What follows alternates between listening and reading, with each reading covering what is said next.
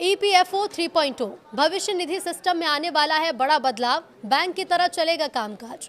नमस्कार, न्यूज़ 18 का digital platform आप देख रहे हैं और मैं हूं रितु सिंह। ईपीएफओ सदस्यों के लिए एक अच्छी खबर है। अब देश भर के सभी कामगारों को अपनी भविष्य निधि से जुड़ी हर जानकारी अपनी ही भाषा में बिना दफ्तर के चक्कर लगाए क्लिक पर मिलेगी।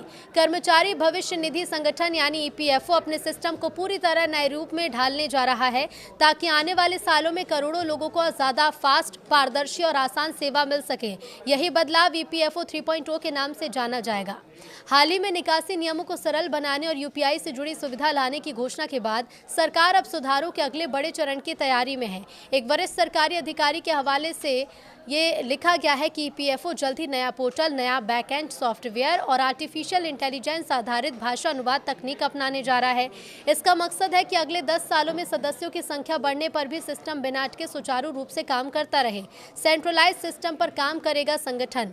तो ईपीएफओ 3.0 के तहत ईपीएफओ अपनी तकनीकी संरचना को बिल्कुल नए सिरे से तैयार करेगा और बैंकिंग की तरह एक केंद्रीकृत प्रणाली अपनाएगा जिसे कोर बैंकिंग सॉल्यूशन कहा जाता है। जैसे बैंक में ग्राहक देश के किसी भी ब्रांच में जाकर अपना काम करा सकता है, उसी तरह ईपीएफओ का सदस्य भी किसी भी केंद्र से अपनी शिकायत, अपडेट या सेवा ले सकेगा। इससे फाइलें अटकने, अलग अलग दफ्तरों में भटकने और समय की बर्बादी जैसी समस्या काफी हद तक खत्म हो सकती है। ये बदलाव ऐसे समय में हो रहा है जब नए लेबर कोड के लागू होने के बाद ईपीएफओ का दायरा संगठित क्षेत्र से निकलकर असंगठित क्षेत्र तक फैल रहा है। जानकारी के मुताबिक भविष्य में असंगठित क्षेत्र के कामगारों के फंड का प्रशासन भी ईपीएफओ को सौंपा जा सकता है, जो गिग और प्लेटफॉर्म वर्कर्स के सामाजिक सुरक्षा फंड से अलग होगा। फिलहाल ईपीएफओ के पास करीब 8 करोड़ सक्रिय सदस्य हैं, लगभग 28 लाख करोड़ रुपए का कोष ऑपरेट किया जा रहा है। इतने बड़े स्तर पर काम करने के लिए मजबूत और आधुनिक तकनीकी ढांचा बेहद जरूरी माना जा रहा है।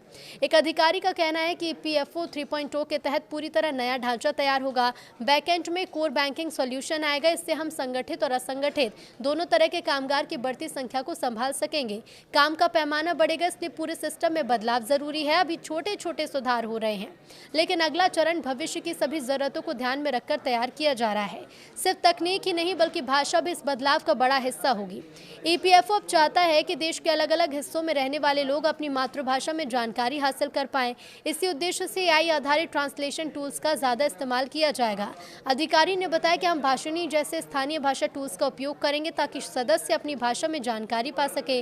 भाषिणी इलेक्ट्रॉनिक्स और सूचना प्रौद्योगिकी मंत्रालय द्वारा विकसित एक आर्टिफिशियल इंटेलिजेंस आधारित भाषा अनुवाद करने वाला प्लेटफॉर्म है जो अलग अलग भारतीय भाषाओं में तुरंत जानकारी देने में सक्षम है।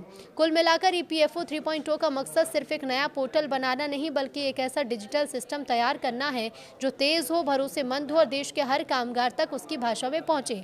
अगर योजना सफल होती है तो भविष्य निधि से जुड़े काम पहले से कहीं ज्यादा आसान, पारदर्शी और समय बचाने वाले बन सकते हैं।